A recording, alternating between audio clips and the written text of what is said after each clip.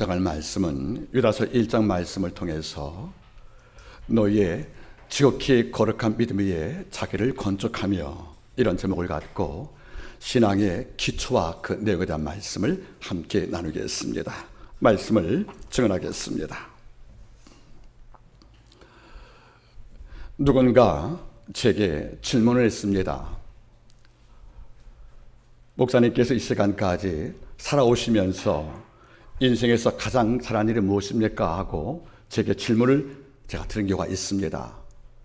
제가 살아오면서 세상에서 가장 잘한 일이 무엇일까 물어본다면 제 답은 정해져 있습니다. 이것은 고2 때 3월 달에 예수 그리스도를 내 구원자로 영접한 사건입니다.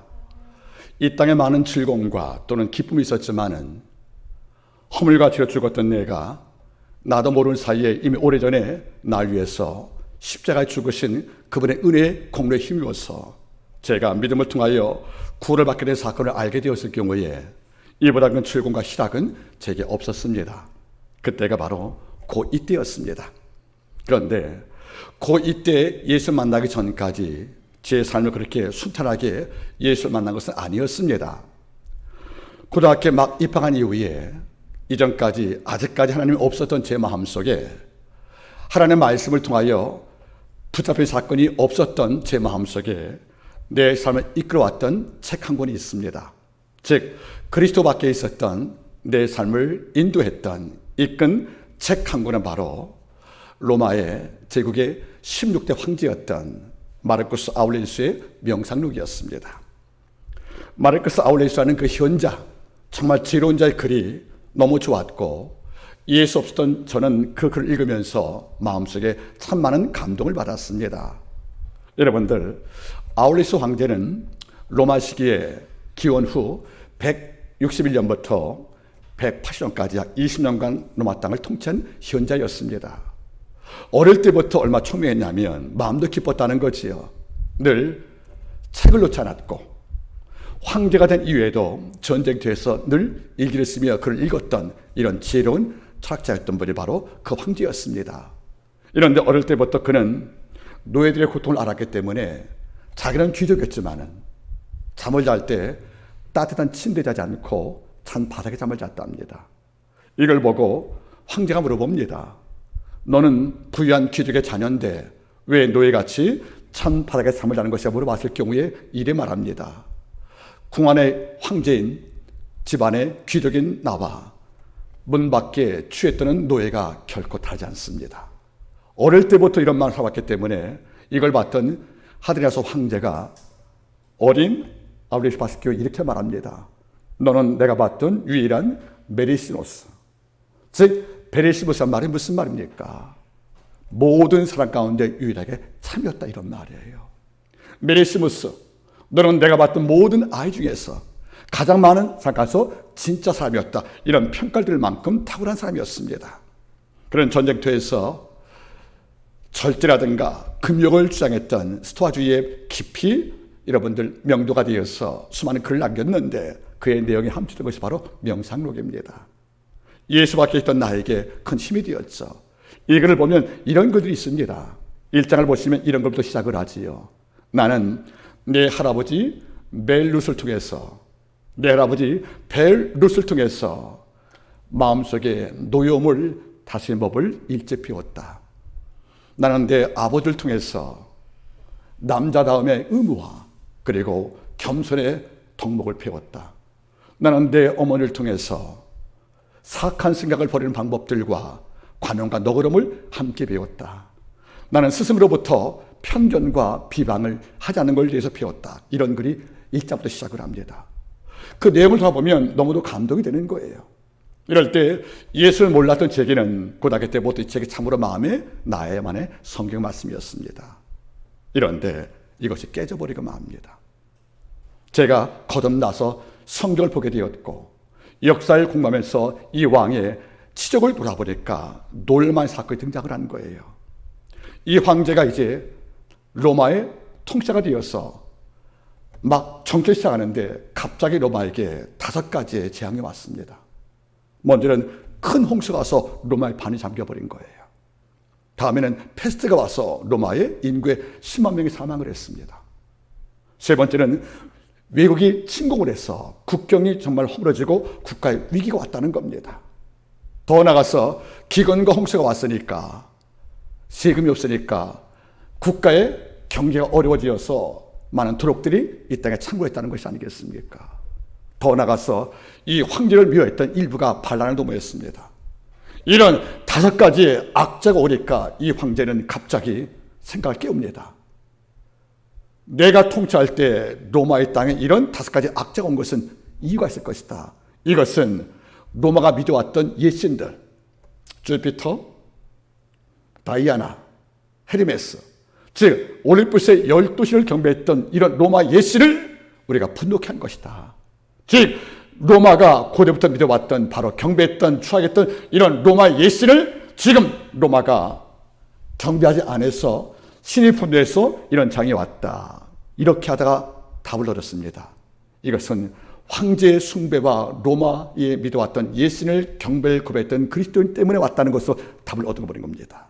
다시 말하면 지금 로마의 모든 애군과 이런 악재는 바로 국가에 대한 복무를 거부하고 세금을 거부하고 더 나아가서 황제에 대한 전원권을 인정하지 않은 예수 믿는 성도 때문에 이 땅에 로마 예신이 분노해서 재앙이 왔다고 답을 얻은 이 황제는 드디어 엄청난 핍박을 시작을 합니다.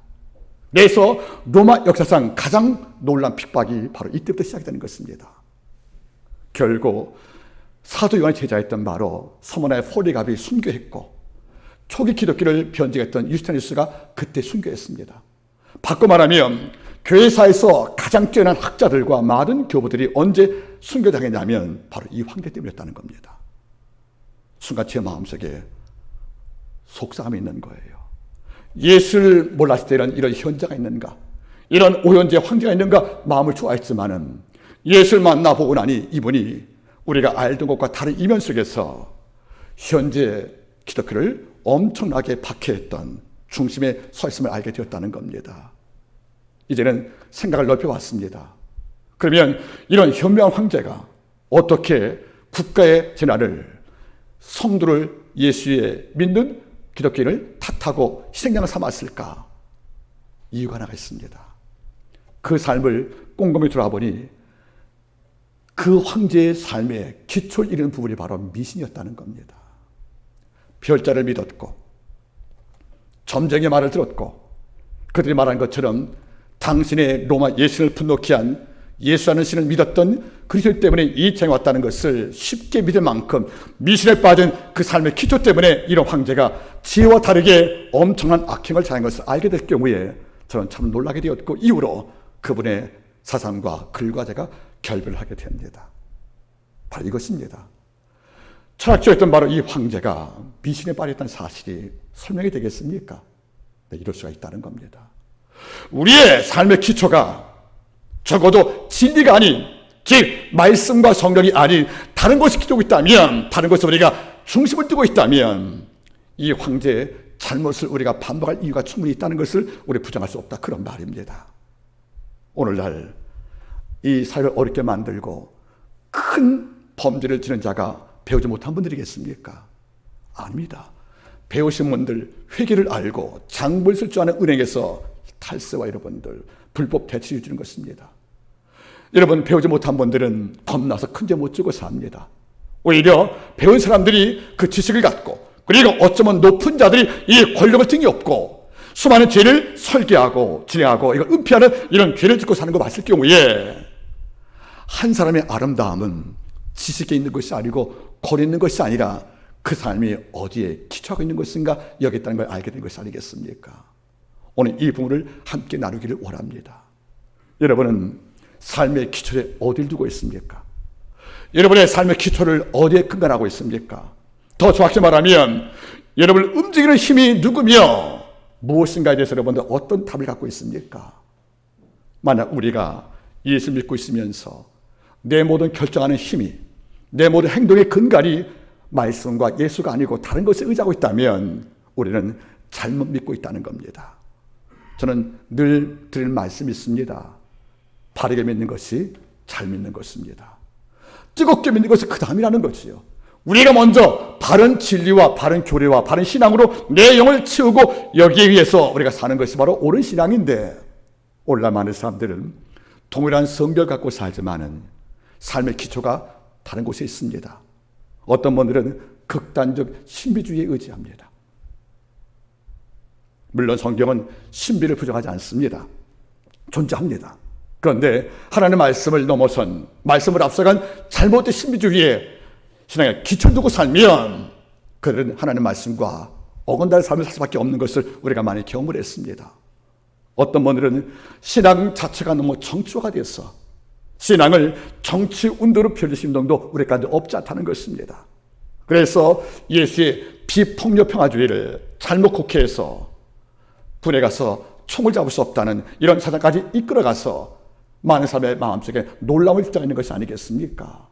여러분, 기억할 필요가 있습니다. 가장 바른 신앙이 가장 좋은 신앙입니다. 우리가 하나님의 말씀을 떠나서, 즉 바울의 표현대로 말씀을 넘지 않고 이 말씀 안에서 바르게 신앙을 건축할 때에 이런 삶이 하나님을 기쁘게 하는 것이고, 이런 분들이 하나님께 영광 돌릴 수 있다고 저는 믿고 있습니다. 오늘 이 부분을 함께 나누기를 원합니다. 본문은 유다서입니다. 유다는 예수님의 동생이었습니다. 신약 성경 중에서 예수의 동생이 쓴 성경 말씀이 두 가지가 있습니다. 야고보서가 있고 바로 유다서가 있는 것이지요. 그들은 주님 생전 때 예수를 귀신 들렸다고 핍박했던 가족이었습니다. 그래서 말씀을 지금 예수님을 데려가려고 예수께 찾아온 적도 있다는 거 아니겠습니까? 그때 주가 말씀했습니다. 주님이 미쳤다는 말을 듣고 왔던 마리아와 형제가 와서 주를 찾으니까 예수의 제자가 주님께 말하지 않습니까? 모친과 형제가 당신을 찾으러 왔다고. 그때 주가 뭐라 했습니까? 누가 내 형제의 모친이냐? 아니라는 겁니다. 그분들이 하나님의 말씀을 믿고 따른 자가 내 모친과 형제가 해서 가족 개념을 거기서 재정리했다는 거죠. 이렇게 할 만큼 주가 십자가에 달릴 과정까지 유다와 야고보도 예수를 믿지 않은 형제였다는 거죠. 이런데 부활한 예수가 야고보를 만났습니다. 고린도전서 15장에서. 그리고 그 말을 유다가 듣게 되었고 주님을 체험하게 됩니다. 그래서 예수의 부활을 경험한 예수 형제 가운데서 야고보와 유다가 사도가 되었고 하나님의 말씀을 기억하게 됐다는 것이 바로 역사입니다. 이런데 유다서의 주제가 참으로 놀라운 것이에요. 서기 75년이니까 요한계시록보다 바로 앞에 쓴 길인데, 즉 신약에서 요한계시록 다음으로 전해서 했으니까 끝에 두 번째 책 아니겠습니까? 이 주제가 어떤 것이냐면 유다가 목회하는 그 공동체 안에 여러분들 어떤 무리가 들어왔다는 거예요. 여러분 1장을 보시면 이런 말이 나옵니다. 1장 3절 보겠습니까? 사랑하는 자들아, 내가 우리의 일반으로 얻은 구원을 들어 너에게 편지하는 뜻이 가져다 차에 성도에게 단번에 주신 믿음의 도를 위하여, 그 다음 말이 뭐죠? 힘써 싸우라는 편지로 너희를 고난할 필요성을 느꼈다. 그러니까 싸울 대상이 맞다는 거죠. 누구죠? 여러분들 4절. 이는 가만히 들어온 사람 몇이 있습니다. 바르게 성장한 교회 내에 가만히 들어온 일부 무리가 있다는 거예요. 여러분, 이 가만이란 말이 원문이 뭐죠? 도둑같이 왔다는 거, 강도같이. 그러면 정상적인 성도가 아니라는 겁니다. 즉 교회의 진리를 깨기 위해서, 교회 공동체를 오염시키는 목적으로 어떤 무리가 왔는데 이걸 유다는 표현합니다. 가만히 들어왔다고. 그리고 이런 무리와 심소 쌓을 필요성을 느꼈기 때문에 이걸 쓴다고 편지 기록 목적을 밝혀주었다는 거지요. 여러분들, 가만히 들어온 무리가 어떤 무리인지 우리는 잘 모를 것입니다. 그런데 이후에 이런 표현이 납니다. 1장을 바라보시면 19절 말씀 바라보세요. 19절. 이 사람들은 당을 짓는 자며 육에 속한 자며 성령은 없는 자였다. 어떤 무리인지 정확히 모르겠지만 특성이 나온단 말입니다. 당을 지었대요. 무리를 만들어서 세력을 키웠다는 거죠. 즉 예수가 머리인 교회에 들어와서 내가 머리가 되어서 당을 만들었다는 겁니다. 더 나아가서 여러분들, 육에 속한 자라는 거예요. 그 안에 진리에 관심이 없다는 거예요. 육적 방종 타락에 마음을 뒀다는 거지요. 더 나아가서 무슨 말하겠습니까? 성령은 없는 자라. 여러분, 성령 없으면 그리스도인이 아닙니다. 이런데 이런 무리가 가만히 와서 교회를 흔들었기 때문에 유다는 펜을 듭니다. 이런 무리와 힘써 싸우라고. 여러분 잘 보겠습니까? 유다서를 점을 보면은 특성이 두 가지입니다. 이분들은. 첫째는 뭐죠, 여러분들? 성적 방종에 빠진 무리들이라는 거예요. 성적 방종 타락에.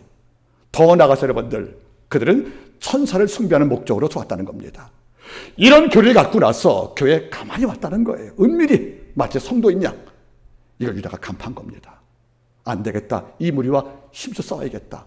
이러려면 그의 정치를 밝힐 필요가 있는 것이고 그 싸우기 위한 대책이 무엇인가를 밝힐 필요가 있는 것이 아니겠습니까? 그래서 그는 먼저 정체를 밝힙니다. 이 무리는 가인의 길과 고라의 폐역과 여러분들 우리가 아는 발람의 길을 따라간 무리와 같은 종들이다. 그래서 이 무리가 모이면은 항상 당을 만든다. 위에 속하여 진리에 관심이 없다. 그리고 성령이 없으니까 육체의 감정과 이상한 신비주의로 신앙을 끌어간다. 이런 무리가 너희 가운데 있으니 너희는 반드시 힘써 싸울 이유가 있다고 말씀하는 겁니다. 오늘날 이 문제가 남의 문제가 아니라는 겁니다. 그때만의 문제가 아니라는 겁니다. 지금도 같은 성경을 읽지만 100가지 예수 신앙이 나옵니다. 그래서 많은 이단 교설이 들어와서 그를 흩뜨기도 하고 개인적으로 우리를 유혹할 때가 많은데 이런 문제가 그때도 존재했다는 겁니다. 유다는 정체를 밝힌 다음에 가만히 있던 무리의 정체를 밝힌 다음에 이제는 가만히 있던 우리가 힘써 싸우려면 우리가 준비할 4가지의 무기를 우리에게 말씀하고 있는 것입니다. 이것이 바로 오늘 말씀의 본문이 되는 것입니다. 4가지 무기가 어떤 것입니까? 힘써 싸우기 4가지 무기는 1장 20절 사랑하는 자들아, 첫째는 뭐죠? 너희는 너희의 지극히 거룩한 믿음 위에 자기를 건축하며, 두 번째는 성령으로 기도하며, 세 번째는 하나님의 사랑 안에서 자기를 지키며, 네 번째는 영생에 이르도록 우리 주 예수 그리스도의 긍휼을 기다리라. 20절 말씀이 바로 어떤 것입니까, 여러분들? 가만히 들어와서 교회를 혼란케 하는, 오염시키는 이런 악한 무리와 우리가 맞서 투쟁하려면, 그리고 맞서 제압하려면 마음의 소원과 갈망으로는 충분치 않다는 겁니다. 실제적으로 맞서 싸울 만한 무기가 필요한데 이 무기를 오늘 말씀을 통하여 함께 보기를 원하는 것입니다. 첫 번째 무기가 뭡니까? 너희의 지극히 거룩한 믿음 위에 내 자신을 건축하는 것에 힘쓰는 말입니다. 우리 자신을 어디에 건축하라는 것입니까? 믿음 위에 건축하라는 것입니다. 이거 중요한 문제입니다. 우리는 이 말씀을 들으면서 나는 내 신앙이 믿음 위에 잘 건축되었다고 혹시 확실할지 모르겠지만 한번 점검 필요합니다. 이 땅에 많은 성도를 바라보세요. 정말 성경 말씀에, 즉 하나님의 말씀 위에 내 신앙을 건축한 성도가 과연 많이 있을까? 우리는 잘못하면 환상과 계시에, 잘못된 예언에, 그리고 잘못된 신앙운동에 내 미래를 맡기고 여기에 내 삶을 건축할 때가 없지 않은 것을 우리는 많이 보고 있지 않습니까? 성경 바라보겠습니까? 사무엘상 28장을 보면 사울왕이 나옵니다. 그게 말년이지요. 하나님께 거듭 범죄하니까 아버지께 사울에게 더 이상은 꿈으로 환상으로 사무엘 통하여 계시도 말씀을 안 주신 거예요.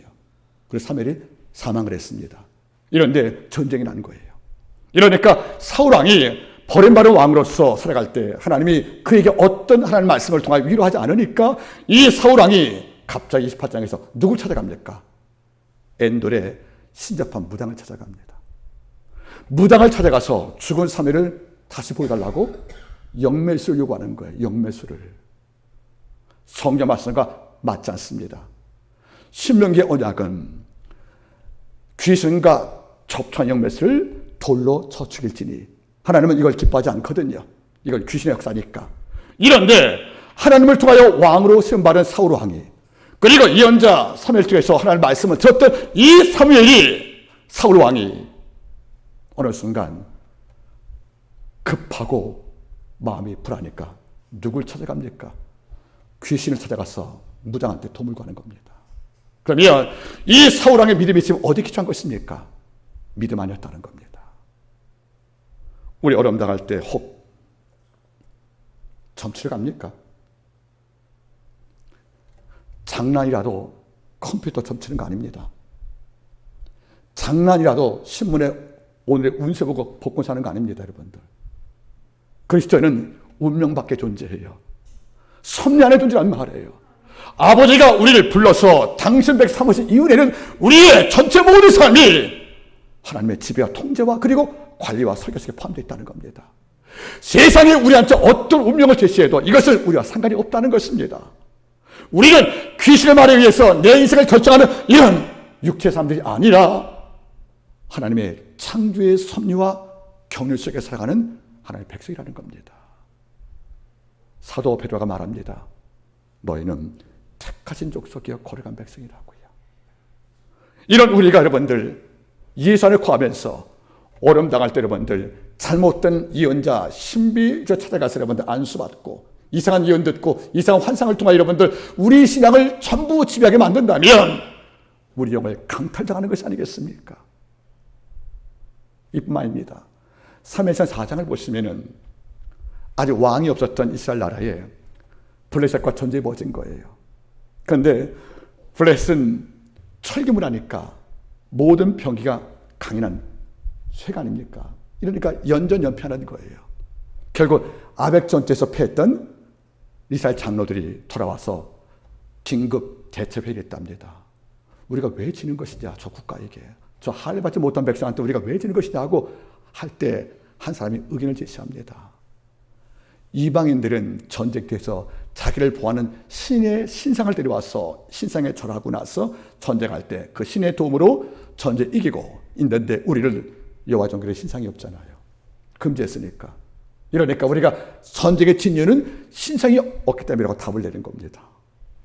전쟁에 대한 패배를 묻는 것은 틀린 것이 아닌데 전쟁 패배 이유를 신상이 없으니까 법궤를 갖고 나가자는 겁니다. 전쟁터에다가. 광야에서 민족을 돌봐주었던 아버지의 긍휼과 능력의 상징인 이 법궤는 성소 안에 모셔놓은 아버지의 선물일 따름이지 전쟁을 이기게 만드는 여러분들 군략도가 아니라는 겁니다. 그런데 갑자기 장로의 의견은 법궤가 블레셋과의 전쟁에서 우리에게 승리를 준 전략적 무기라고 강변하는 거예요. 그리고 이걸 갖고 나가서 전쟁을 벌입니다. 결과는 전쟁이 또 집니다. 그리고 법궤도 빼앗깁니다. 그러면 이스라엘 모든 장로가 절기 때 하나님을 예배했고 말씀을 들었지만은 전쟁 때 승리를 바라는 마음으로 전쟁 것은 믿음이 아니고 뭐였다는 것입니까? 역시 미신이었다는 겁니다. 이런 모습이 너무도 많다는 겁니다. 저도 가끔 들어요. 목사님, 저 이사 갑니다. 잘 때는 언제요? 주일날이요. 왜요? 그날 물어보니까 손 오는 날이랍니다. 손 오는 날이래요. 손 오는 날. 근데 그날 주일이래요. 그래서 이사 가서 교회 못 온다고요. 그게 우리의 바탕 가운데 깔려 있다는 겁니다. 여러분 잊지 마세요. 너희의 지극히 거룩한 믿음 위에 자기를 건축하며 우리가 예수라는 진리라는 그리고 하나님의 말씀이라는 것에 내 신앙을, 내 영을, 내 인생을 건축하지 않으면 우리는 쉽게 망가지고 쉽게 부러집니다. 히브리 11장은 믿음장이에요. 여기 여러분들 수많은 인물이 등장하죠. 여러분들 모두 1절부터 40절까지 있는데 놀라운 게 뭔지 아십니까? 믿음의 인물을 다 기술할 때 11장 1절부터 4절까지 30몇 명이 나오는데 이 가운데 아브라함에 대한 기록이 12절이 나옵니다. 보겠습니까? 제가 읽어드리겠습니다. 어떤 단어가 제일 많이 나오는지 한번 제가 읽어드리겠습니다. 히브리 11장 8절 믿음으로 아브라함은 부르심을 받았을 때에 순종하여 장래 기업으로 받을 땅에 나갈새 갈 바를 알지 못하고 나갔으며 믿음으로 저가 외방인과 같이 약속의 땅에 우거하여 동일한 약속을 이업으로 받은 이삭과 야곱 더불어 장막에 거하였으니 쭉 나오다가 여러분들 잘 보겠습니까? 17절 아브라함은 시험을 받을 때 믿음으로 이삭을 드렸으니 저는 약속을 받은 자로 돼 그 독생을 졌습니다. 저에게 말씀하시기를 네 자손이라 칭한 자는 이삭으로 말미암으리라 하였으니 저가 하나님이 능히 죽은 자 가운데서 다시 살으실 줄을 생각한지라. 여러분 잘 보세요. 아브라함은 갈대아 우리였던 바로 수메르 지역에 있던 하나의 유목민이었단 말이에요. 이런 그에게 하나님 찾아오시어서 여러분들 이르살렘 노인께 그 땅을 떠나가 명령합니다. 내 친척 본토 아버지를 떠나가라고요. 그런데 아브라함은 그 이유를 묻지 않고 말씀을 따라 갔다고 성경은 말합니다. 창세기 12장에서 역시 믿음으로 따라갑니다. 그리고 그 땅을 도착한 다음에 장막을 쌓고 여러분 옮기면서 단사 여호와를 불렀다가 성경 말합니다. 이방에 있던 아브라함도 하나님께 불순말이 이후에 단을 쌓고 여호와의 이름을 부르며 그를 믿음으로 따라가는 이런 삶을 통해서 봤기 때문에 창세기 15장 6절 말씀에 하나님은 이렇게 말씀하십니다. 아브라함이 하나님을 믿음에 여호와께서 이것을 그의 의로 여기셨다. 아브라함과 가장 어려운 단어가 바로 믿음이라는 단어 아니겠습니까? 이런 까닭에 그는 믿음의 조상이 됩니다. 여러분 잊지 말기를 바랍니다. 유다는 우리에게 말하는 거예요. 육에 속한 자여 당을 지는 자며 더 나아가서 여러분들 성령 없는 자가 마치 진짜 인자가 들어와서 이 교회를 미혹할 때, 이런 유혹할 때 마음만 치고 안타까울 것이 아니라 힘써 싸울 준비가 필요하다. 이러려면 먼저 싸우기 전에 내 자신이 거룩한 믿음 위에 건축되는지 점검하라, 그런 말입니다. 여쭤보겠습니다. 여호와의 증인이 와서 예수는 하나님이 아니고 하나님이 지으신 첫 번째 피조물이라고 설교하면 이걸 거부할 준비되어 있습니까, 여러분들? 돼 있어야 되는 겁니다. 내가 진리와 믿음의 나를 충분히 건축했으면 여호와의 증인 신천지, 하나님의 교회라는 이상한 단체들, 장막성전들, 성경을 비춰서 자기의 교리에 맞춰 끼워 사는 이런 잘못된 가만히 들어온 자가 내 곁에 와서 날 유혹할 때 우리는 이렇게 말합니다. 예수 그리스도와 하나님의 말씀 외에는 그 누구도 나를 설득할 수 없다. 이런 진리에 내가 견고히 서면 그 누구도 우리를 흔들 수가 없다, 그런 말입니다. 제가 쓴 글에 이런 글이 있습니다. 나이가 드니까 센 사람보다 큰 사람이 좋아요. 근데 큰 사람의 특징은 뭔지 아십니까? 속이 깊다는 거예요. 여러분, 제가 쓴 글 한번 돌아보겠습니까? 우물도 깊어야 물이 시원하고 물이 맑아요. 산도 깊어야 그 속에 신령한 약초가 있고 그늘이 짙은 겁니다. 사람도 깊어야 타인의 고통을 이해할 연민을 배우는 것이고, 제가 좋아하는 표현이 있답니다. 속이 깊은 자는 인생에서 정말 중요한 것이 무엇인지를 배우는 지가 크다는 거예요. 깊어야 됩니다, 여러분. 우리의 신앙이, 우리의 삶이 믿음에 깊게 뿌리를 내리어서 누구도 흔들 수 없는, 그리고 누구도 뽑을 수 없는 이런 중심으로 서 있다면 악한 마귀는 왔다가 7길로 도망칠 수밖에 없다, 그런 말입니다.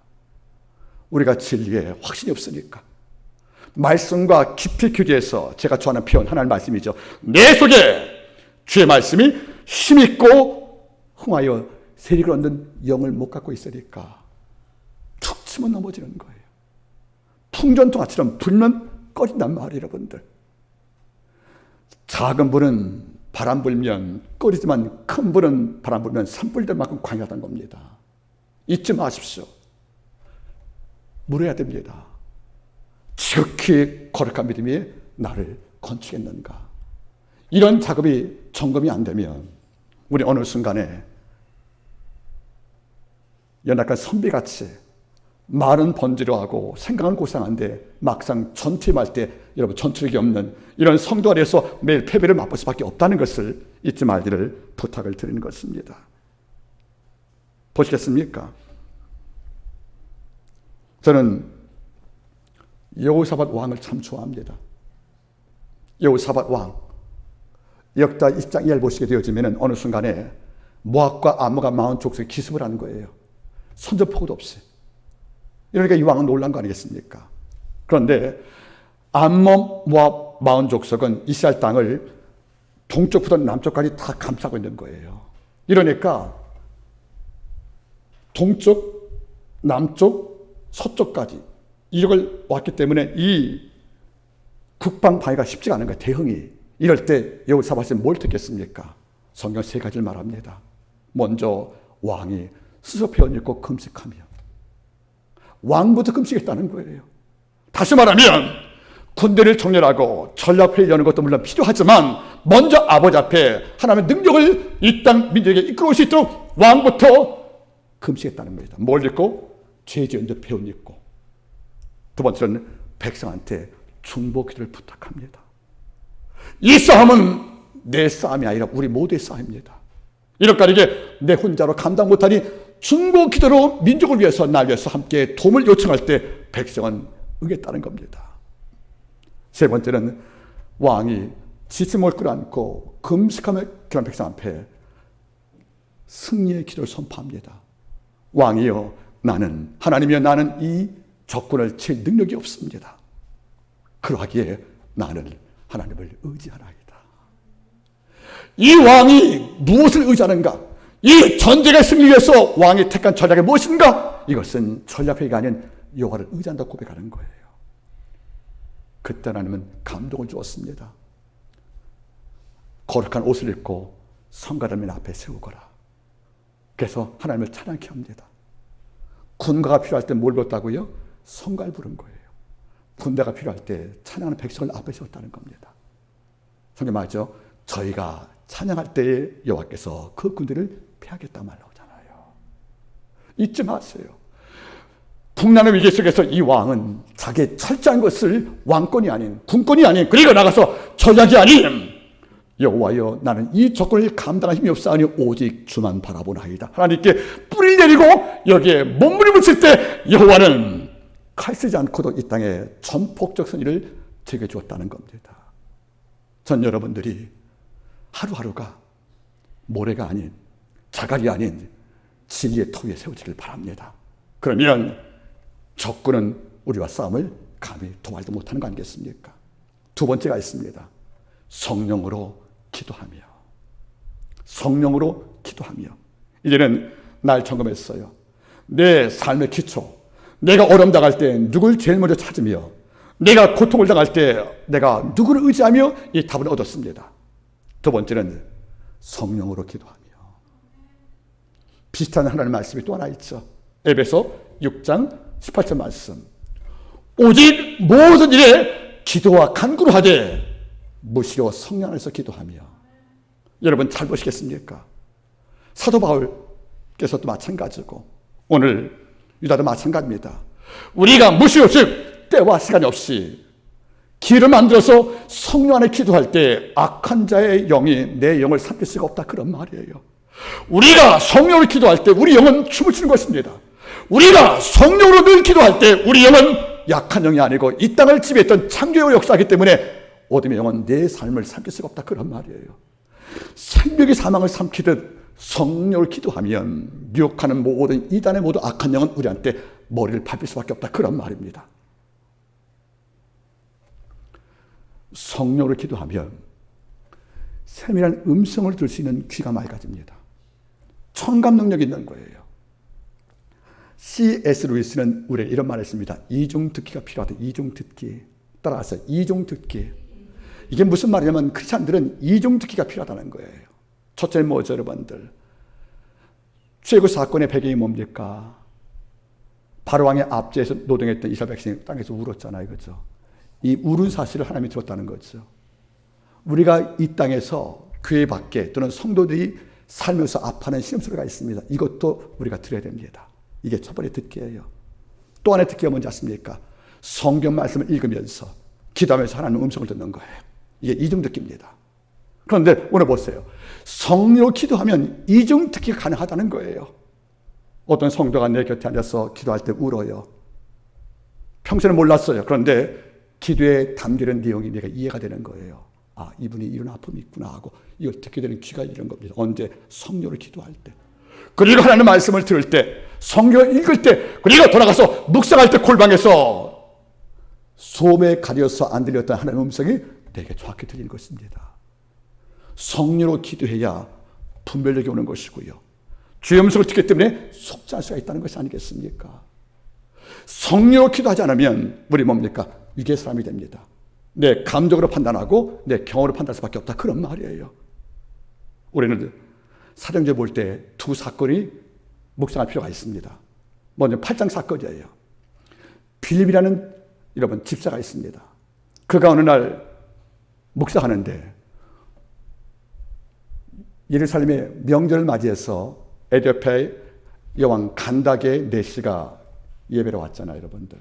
그가 예루살렘에서 예배한 다음에 돌아가는데 마차에서 성경 읽었답니다. 이사야 53장을, 고난 사건을. 근데 이해가 안 가잖아요. 그래서 돌아갈 때 예배는 드렸지만은 하나님 말씀 모르고 돌아가는 간다게, 즉 이디오피아 여왕의 명칭이죠, 여러분들. 그의 넷이 국고 맡은 자가 돌아갔는데 필립한테 이리 말합니다. 성령이 필립에게 이르시되 저 병거에 올라가라. 올라갔답니다. 음성을 듣고 나서 올라가 보니까 그가 성경을 읽고 있는 건데 물어보죠. 이 뜻을 내가 아느뇨? 물어보니까 넷이가 뭐랍니까? 나를 지도한 자가 없는데 어떻게 할 것이냐고 답답할 때 성경을 다 풀어줍니다. 이사야 53장을, 수란다는 어린 양을. 이걸 듣고 나서 영접을 합니다.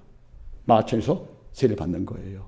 이걸 통해서 에디오피아가 그 간다게 중앙 넷을 통해서 복음이 되었고 지금 에디오피아가 기독 국가가 됐습니까, 여러분들?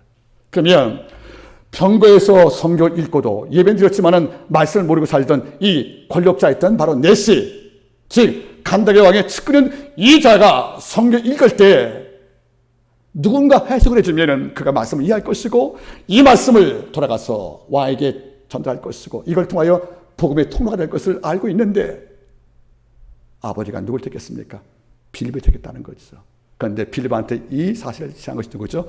성령이 필립에게 지시하되 이렇게 나옵니다.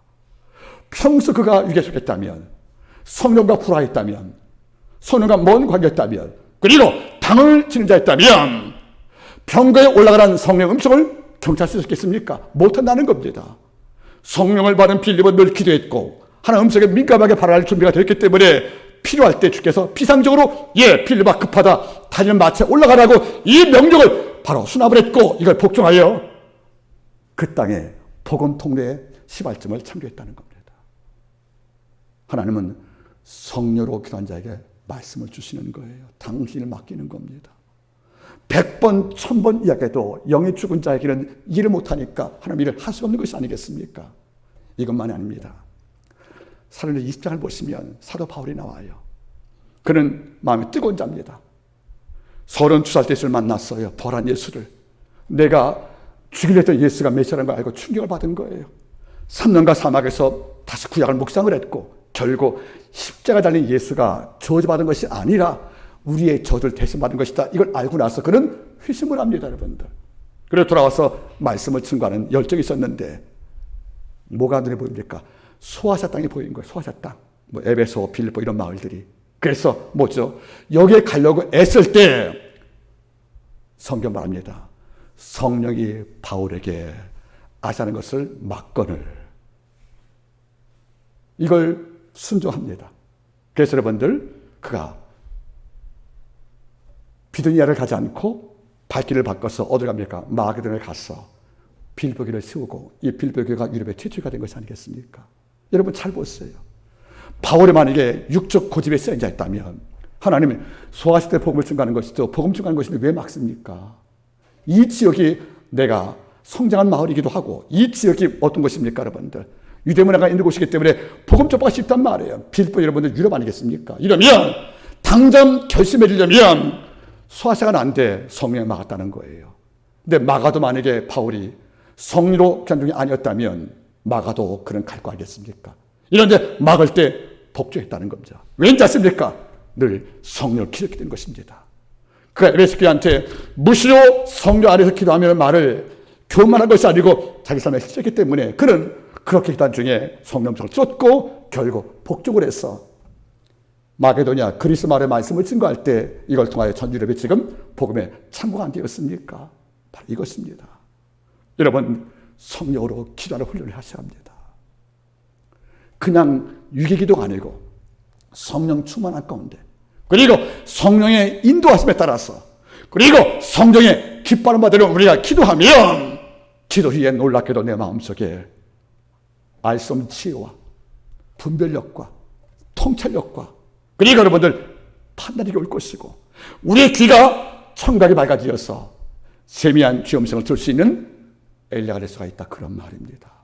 이런 종은 하나님의 마음을 읽을 수 있는 것이고 이런 종을 통하여 다니엘처럼 하나님의 깊은 비밀을 이해할 만한 능력을 얻게 된 것이 아니겠습니까? 여러분들 기도는 시간 날 때 하는 게 아닙니다. 시간을 만들어서 하는 겁니다. 한번 예를 들어볼게요, 여러분들. 어머니 아버지가 귀하시잖아요.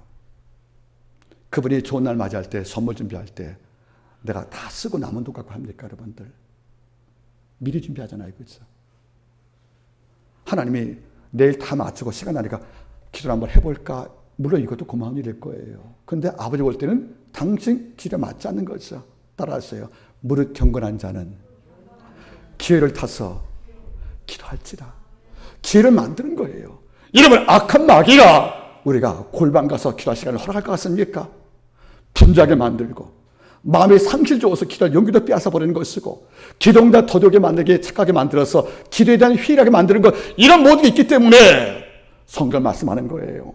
너희가 이 산들을 명하여 바다에 움직이라고. 그 하는 말이 이를 좀 믿고 마음에 의심하지 않으면 그랬단 말이 좋지 않습니까? 기도는 뭡니까?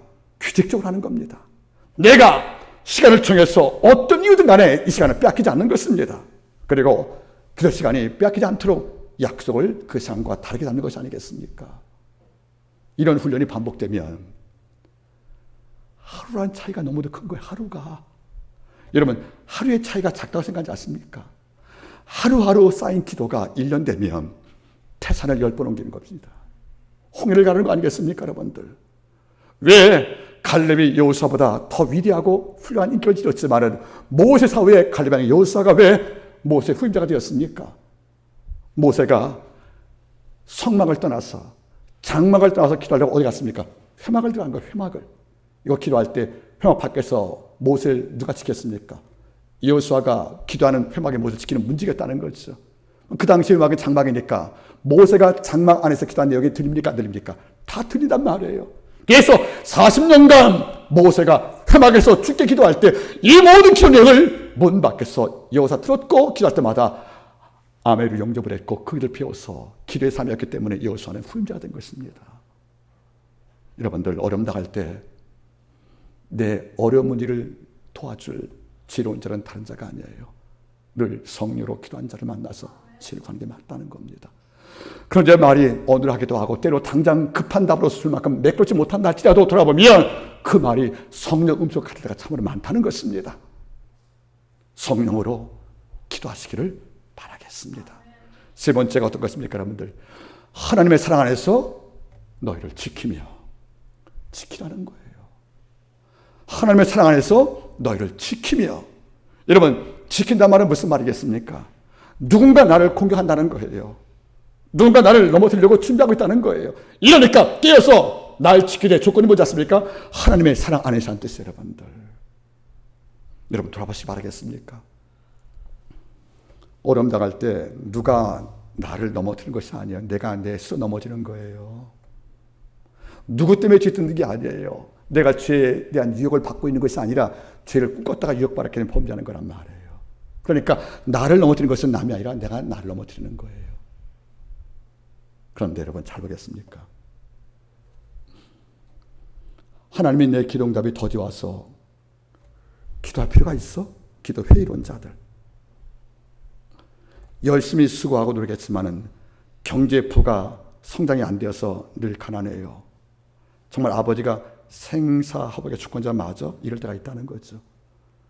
이럴 때 내가 꿈꾸는 미래와 현실이 너무 달라서 기도해도 지치기만 하고 어떤 삶의 변화가 없을 경우에 나는 계속 부러지고 있는 거예요, 여러분들. 이게 위기 아니겠습니까? 이럴 때 어떻게 날 지키냔 말이에요. 하나님은 내가 모르는 사이에도 일하고 계시지. 앞서 행하시고 대신 싸우시고 내 마음을 아시고 가장 알맞을 때 하나님의 모든 계획을 준비하고 있지. 이런 그의 사랑, 자기의 전부를 준 그분께서 뭘 못 주겠는가? 바울의 말씀을 기억하는 거예요. 자기 아들과 함께 모든 것을 우리에게 주신 그분이 그 아들과 함께 우리에게 선물로 주시지 않겠느냐. 이런 아버지의 사랑에 의지해서 나를 지키는 거예요. 2011년도 황도혁 감독이 연출한 도가니라는 영화 있죠, 여러분. 도가니 영화. 싫어합니다. 영화에서는 인후학교지만 광주의 무린학교가 원래 그 실체인데, 거기는 청각장애인 대안학교예요. 아이들이 못 듣고 되게는 귀가 문제 있으면 되게 말도 못 하잖아요, 그렇죠? 그런 아이가 있는 대안학교란 말이에요. 특수학교. 그런데 이게 이 학교의 교장과 한 교사가 아이들을 참 못된 짓을 많이 했나 봐요. 성추행들을. 부임한 교사가 이걸 알게 되었습니다. 법정 고발할 때에도 힘 있는 자들이 우리가 드라마에서 많이 보듯이 다 통일로 입막음을 하는 거예요. 거리증인 세워서. 그 싸움이 너무 벅차고 힘든 거예요. 애써 증인 구하지만 증인이 법정에서 다른 증인 또 증언하는 거예요. 오히려 교량표를 들고. 이런 상처받을 경우에 누군가 말해요. 이런 싸움을 계속 하려고 하시느냐고, 이제 그만하시라고, 이거 안 된다고 할 때 뭘 합니까, 여러분들? 우리가 이런 싸움을 하는 것은 저들을 변화시키려고 하는 것이 아닙니다. 저들이 우리를 변화시키지 못하게 하려고 하는 것입니다. 이해가십니까, 여러분들? 이 싸움, 질게 뻔한 이 싸움을 하는 이유는 우리가 저들을 변화시키려고 하는 것이 아닙니다. 그들이 우리를 변화시킬까 봐. 우리를 체념시키고 낙심시켜서 그들과 똑같은 삶을 살게 만들까 봐 싸웠다는 것이 아니겠습니까? 여러분, 우리가 세상을 바꾸기 쉽지 않을 거예요, 여러분들. 하지만 세상이 우리를 바꾸도록 허락하시면 안 됩니다. 악한테 우리 삶의 주도권을 뺏기지 말라는 것이에요, 여러분들. 주의 사랑을 기억하십시오. 나를 십자가 죽으신 그 사랑들.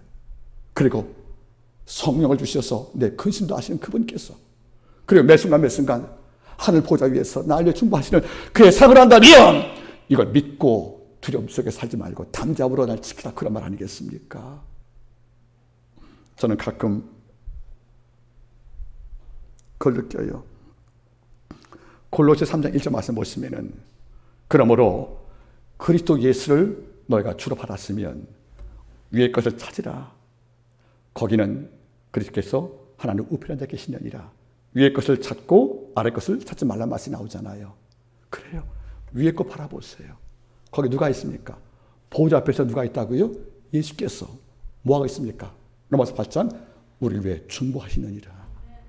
우리가 넘어지지 않도록, 우리가 사막이 음차고차게 함몰되지 않도록 그 예수께서 보좌 우편에서 우리가 바라보면 보좌 우편에서 나를 위해 중보한다는 것입니다. 이 사실로 우리가 날 지키는 것입니다. 여러분들 혼자 안 있습니다. 혼자같이 보이지만 혼자 아닙니다. 창조주의 구원자 그분께서 보좌 앞에서 나를 위해 기도하시고 우리 안에 성령이 말하자면 탄시로 나를 위해 충보기도 하십니다. 우리는 예수라는 성령이라는 삼일체 제2위 삼위께서 나를 위해 함께 충고하시는 연합 군대가 내게 되어 있다는 겁니다. 바로 도단성을 침공했던 여러분들, 아란군대 앞에서 하늘 불병을 준비하신 그 하나님의 형상을 눈뜨고 봤던 바로 엘리사와 그 종처럼 우리에게 그분이 보이기를 바라는 겁니다. 여러분 힘내시길 바라겠습니다. 마지막에 우리는 네 가지를 보겠습니다. 마지막 네 번째, 1장 20절 말씀의 끝을 보십니다. 우리 주 예수 그리스도의 긍휼을 기다리라. 네 번째가 기다림이에요. 이런 싸움이 언제 끝나느냐고, 내 가난이 언제 끝나느냐고, 내 패배가 언제 끝나냐고 말씀하지 말고 기다라고 말씀하시는 겁니다. 어떻게? 긍휼하심으로. 어떤 긍휼? 예수님의 긍휼로. 여러분, 긍휼이란 말 뜻이 원래는 불쌍하다는 말이지만은 바울의 신앙용 가운데 긍휼이란 말이 종말로 조금 의미가 하나 있어요. 여러분, 우리가 디모데후서 1장 16절 말씀 보시면 말씀 있죠, 여러분들. 하나님의 원컨대 오네시모의 집에 긍휼을 베풀어 주옵소서. 저가 나를 자주 유쾌하게 하고 내 매일 것을 부끄러워하지 않았습니다. 그때는 오네시모가 죽었거든요, 여러분들. 가정만 남은 거예요. 근데 뭘 빈다고요? 그 집에 긍휼을 배웠다는 거죠. 이게 뭐죠? 마지막 날에 오네시모의 전체 가문을 주께서 기억하시고 생명치 기록하시고 그를 품어달라는 구원소망을 말하는 거예요, 여러분들. 이러니까 신앙에서 긍휼 그러면 먼저는 불쌍히는 많이 맞다는 거죠. 근데 어떤 경우는 뭡니까? 주가 재림할 때 당신 백성의 아버지가 어서라 품으시는 그 상을 말하는 거예요, 여러분들. 이걸 말하는 거죠. 아버지 마지막 날 이 고난 견디면, 이런 유혹을 견디면, 이런 이 땅의 악과 탑지 않고 애력같이 주님과 동행을 하면 마지막 날 아버지께서 너 수고했다, 오늘 그 다시 안아준다는 겁니다. 그런 희망으로 당장 우리가 이 땅에서 큰 부자가 아니랄지라도, 내가 큰 거장되어서 모든 자에게 갈치마늘 메리카페의 인물이 못 된다 할지라도 우리는 마지막 날 주의 긍휼로 날 부어주실 그 사랑을 기억을 하면서 지금의 어려움을 충분히 극복하는 믿음을 기도하는 것이 옳다, 그런 말입니다. 설교 처음으로 돌아갑니다. 제가 살면서 가장 잘한 일은 예수 믿은 일입니다. 그리고 제게 남은 가장 유일한 기쁨은 마지막 날 우리 한마음교회 성도와 또 우리 아내와 가족들과 함께 예수께서 날 영육해 줄 걸로 저는 기대하고 있습니다. 김 목사 수고 많이 했다. 한마음교회 성도야 수고 많이 했다. 하고 당신의 그 길로 안아주는 이것을 기다리면서 지금과 싸웠고 지금을 이겼다는 겁니다. 여러분들 잊지 마십시오. 신명기 말씀에 모세는 예언했습니다. 이스라엘아 너는 행복자로다. 우리가 행복자라는 겁니다. 우리는 부족할지 몰라도 하나님은 우리를 행복자 부르십니다. 그 이유가 뭔지 아십니까? 바로 그 일로서 마지막 날 구원 백성으로 입적할 그분께 환영을 받을 이런 대상에 우리가 포함되어 있다는 겁니다. 말씀을 제가 맺겠습니다. 유다서는 가만히 있던 몇 사람 때문에 교회가 흔들렸습니다. 근데 그들은 보통 강적이 아닙니다. 근데 그는 이런 정체를 밝힙니다. 그들은 어떤 자입니까, 여러분들? 당을 짓는 자, 유에 속한 자, 성령 없는 자입니다. 이런 자는 앞으로 가인의 길을 행했고 지금도 여러분들 고라의 폐역과 함께 더 나아가서는 발람의 뇌물 받고 사는 이런 악한 자인데 이런 종이 교회에 왔으니까 힘써 싸우라고 말합니다. 바울은 정체만 고발한 것이 아니고 무기를 말했습니다. 제일 첫 번째가 뭡니까? 지극히 거룩한 믿음이 네 자신을 건축했는가 먼저 점검해라. 그리고 성령으로 기도하라. 세 번째는 어떤 것입니까, 여러분들? 예수 그리스도의 사랑 안에서 너를 지켜라. 그리고 앞으로 널 맞이할 주님의 긍휼 가운데 희망을 기다리면서 잘 견뎌라 말씀을 줬다는 겁니다. 이 말씀을 어찌 여러분께 말씀으로 찾아와서 힘내기를 주님으로 축복합니다. 기도하겠습니다. 하나님 아버지, 우리의 믿음이 지극히 거룩한 믿음 위에 건축되기를 소망합니다.